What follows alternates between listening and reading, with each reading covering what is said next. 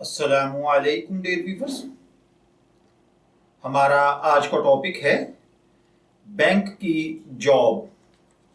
ये एक सवाल है जो कि एक भाई ने पूछा है। वो कहते हैं कि मैं एक बैंक में जॉब करता हूँ। मैंने लोगों से सुना है कि जॉब यानी बैंक की जो जॉब है ये एक सूद की नौकरी है और ये इस्लाम में हलाल नहीं है। क्या मुझे बैंक की जॉब छोड़ देनी चाहिए? मेरे पास इसके अलावा कोई और जॉब नहीं है। मेरे बीवी बच्चे ज़िंदगी कैसे गुजारेंगे? अगर मैं नौकरी छोड़ दूं तो मुझे मेरी मेहनत के पैसे कैसे मिलेंगे? इसमें आप मुझे क्या रहनुमाई करते हैं?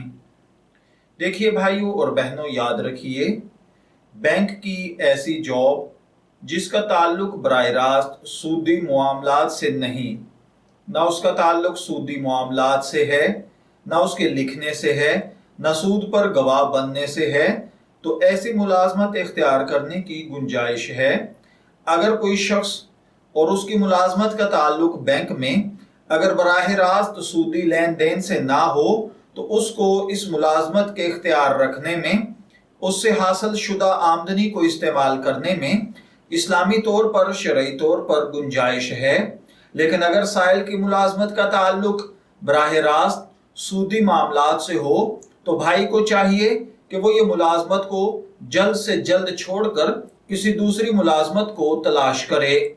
सूरह माइदा की दूसरी आयत में है, बिस्मिल्लाहिर्रहमानिर्रहीम, वला तावनु अलल इस्मी वल उद्वान, यानी गुनाह और बुरे कामों में एक दूसरे की मदद नहीं करनी चाहिए। तो मेरे भाइयों और बहनों, सूद भी इसी तरीके से गुनाह और गलत काम है। अल्लाह और उसके नबी के साथ ये जंग है। तो इसलिए अगर आपका बराह रास्त ताल्लुक सूदी लेन देन से है तो फिर तो इस जॉब को फौरन छोड़ने का कोई हल सोचिए। और अगर आपका ताल्लुक बराह रास्त सूदी लेन देन के साथ नहीं है तो फिर आप इस जॉब को जारी रख सकते हैं। मैं दुआगो हूं कि अल्लाह ताला हमें इन बातों को समझकर इनके मुताबिक अमल करने की तौफीक अता फरमाए।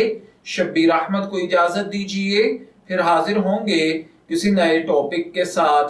तब तक के लिए अल्लाह हाफिज।